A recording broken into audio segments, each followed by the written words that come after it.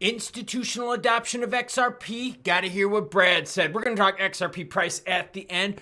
Kraken is about to change the crypto game, along with the game move into Solana because people want to play on that action. Global debt? Crypto, you ain't helping that out. Due to the graphic nature of this program, listener discretion is advised. Just got back from a nice fun run in the sun, but before we get to the crypto news, we go to your comments. Yes, the viewer is most important. Systematic Taxation says, Brad and Chris with their billion monthly escrow account keeps them in clover while everyone else gets churned. BRICS are not going with XRP and they risk the very thing they seek to avoid. U.S. sanctions or regulatory control. Wake up, exactly. That's why BRICS is not going to use XRP. BRICS wants to get as far away from anything that the U.S. can touch as possible. So why would they pick XRP when the SEC could rick the living hell out of them? Along with banks too. Chris Norris says that tongue piercing is a speech impediment. My wife doesn't think it's a speech impediment.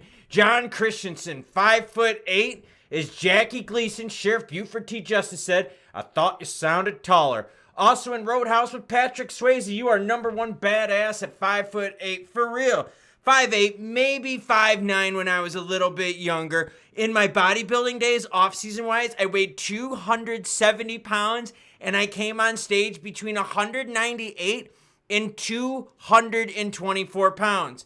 Put that in your pipe and smoke it. Bitcoin's in at 67,671 while ETH is 2520. Sol at 176. We're going to talk about why Sol is pumping and why it's so important to stay relevant in crypto. BNB at 591 while XRP is at 52.9. SWI at 197 while CASP is at 13 cents. XLM rounded it out at 9.5.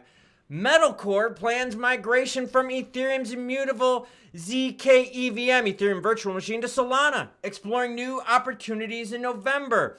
Mech shooter MetalCore ditches Ethereum and goes elsewhere. Like I said, you gotta stay relevant or else people are A, gonna leave you, and B, you're not gonna get new shit. Mech shooter game MetalCore will migrate from an Ethereum virtual machine to Solana, Developer Studio 369 announced on Thursday. The move is set to take place alongside the start of the game's second season, set for sometime in November. Studio 369 cited Solana's exceptional ability to process a large number of transactions and growing ecosystem. Basically, as long as Solana stays juicy, people are going to want to move to that platform and play with that juice.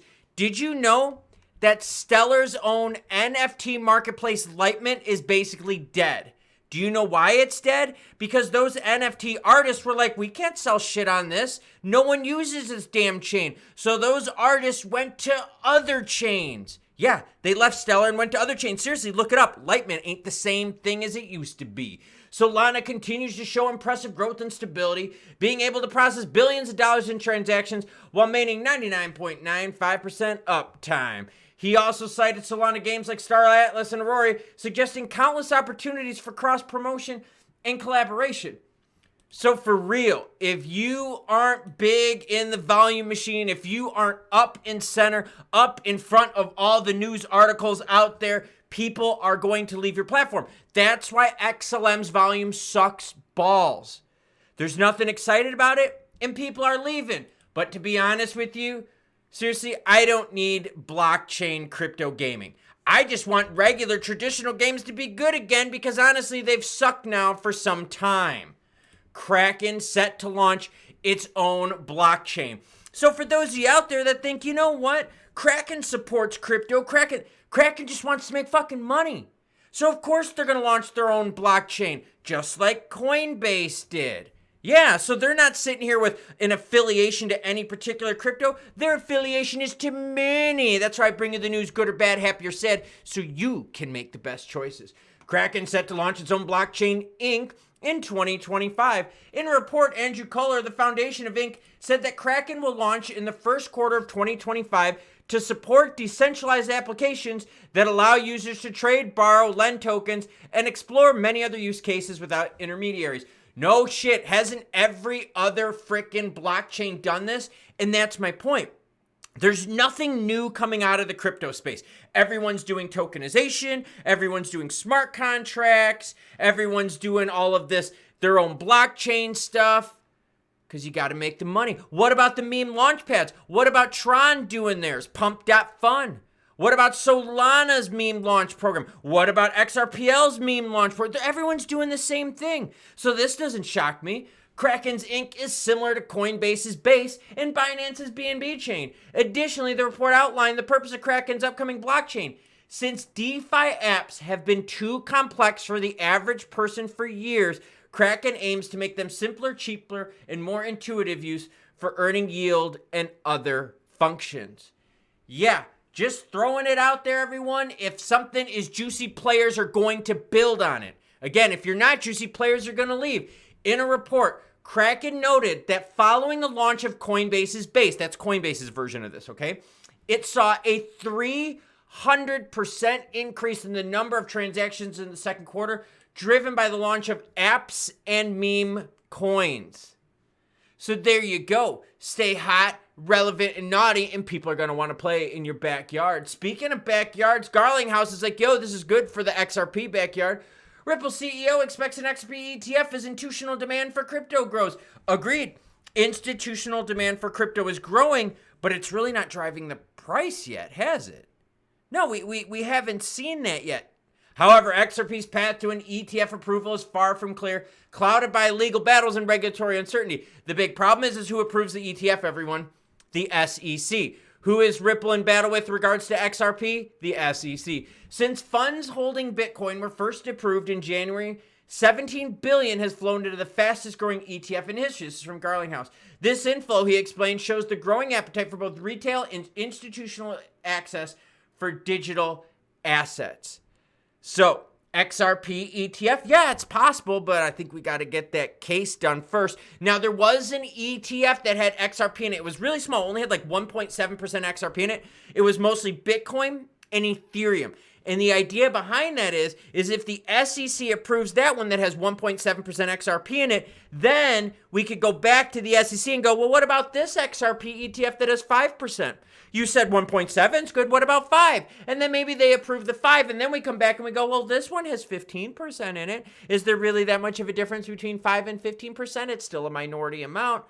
And that's the key. And when we find out more news regarding the ETF, I will share it with you. So hit the subscribe button and notification bell so you don't miss out. Now, would XRP benefit from an ETF? I definitely believe so. I think there's enough juice, enough action to make it happen. And as we learned with Kraken, if there's juice and if there's demand, they're going to build a product and people are going to use it. And as we learned with Mech Shooter, seriously, crypto Web3 games can suck my fucking balls. They're all pieces of shit. Seriously, traditional AAA gaming is shitty right now. Honestly, it's garbage. Oh, let's get ready for the next Call of Duty Modern Warfare. No. It's going to be hot for a month and then it's going to suck ass. It's all the same shit. But think about that. Even the mech game, MetalCore, is like, yo, we're leaving ETH because there's more juice on Sol. Now, a lot of channels out there are trying to convince you that, yo, we're going to fix debt with crypto. Bitch, you ain't got no fucking chance to do that. Come on now, look at the numbers. As global debt nears 100 trillion, the IMF urges action. 100 trillion. And how big is the crypto market as a whole? 2.3 trillion. So debt is like 50x of crypto. So no, you just can't swap crypto for debt. And in fact, imagine this. Imagine you were owed money by the United States government, or you were owed money by anyone. And they were defaulting on that debt, and they were like, yo, I'm going to give you some crypto. I'm going to give you some Sol. I'd be like, fuck off. I want cash. I want cash. I want real shit. I don't want to off-ramp any bullshit. Give me cash. Pay me. Pay up right now, or I'm coming after you. So no, you are not going to be able just to wipe away debt with crypto because people still need to get paid.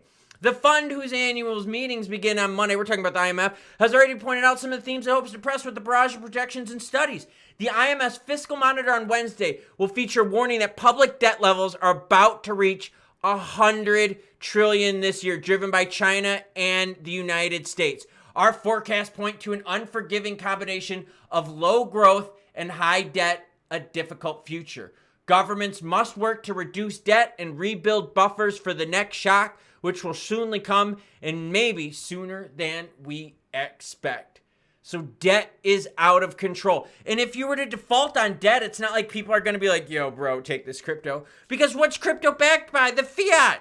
That's how you exchange. You off-ramp some fiat for crypto. So if you just give people crypto, it's still tied to fiat one way or another. Come on, everyone. Come on now. It's not like you see all over the place, oh, use crypto to pay for your groceries. No, none of us do that. We all use crypto for speculation. So no, you're not going to be able to wipe that out with crypto. XRP price talk, yeah, volume looks good, over 1 billion. The reason I bring that up is because as long as your volume stays juicy, yes, everyone, as long as your volume stays juicy, people will want to play in your backyard. Now, specifically, all right, I want to bring up volume with XRP. We've seen that, yes, games, yes, exchanges. Think of all the other things out there, meme launch pads and so forth. It's all about volume and staying relevant. So as the XRP price action isn't juicy, guess what? The volume is, and it's going to keep people interested in XRP. What you have to think about is this. XRP has been able to weather the storm through this entire SEC case. So if we can get rid of the SEC case here in a few years, let's hope it doesn't go to the Supreme Court, but most likely it probably will, then we should be okay. But the story, the main one, is Brad saying, you know what? XRP ETFs, they're going to happen. Institutions want it. But let me ask you a question. At 52, 53 cent XRP, isn't that cheap enough for institutions to like buy it all at once? Because to be real here, institutions got billions and billions and billions and can buy out crypto 10, 100 times over. Yet they're not. So why would the players want to go into an ETF versus native token? Well, that's a pretty easy one. That's because ETFs offer more disclosures and more protection to investors out there. I mean, think about that. Think about all the people that got into the BTC ETF but didn't buy Bitcoin directly. Think about all the other products. There was an ETH ETF that didn't do jack Ola for the price. So you start looking at this going, well, wait a minute. If banks are using XRP, then why are those same banks then kicking Brad Garlinghouse out of his money? Yeah, you didn't hear about that this morning, did you? Brad Garlinghouse's own bank said, yo, girlfriend, you got 5 days to move your funds somewhere else. We don't want to do business with any crypto-associated people. So banks using crypto? I don't know, because also in the UK and in the Eurozone, banks are banning payments to crypto places. So again, if banks are friendly with crypto, why are they being so hard regarding it? And if banks were going to get into crypto, why the haven't they bought in when stuff is so cheap? Oh, but bro, XLM, it's at 9.5 cents. A bank could use, like, what, a month's worth of profit and buy out all the XLM that there is. They don't, though.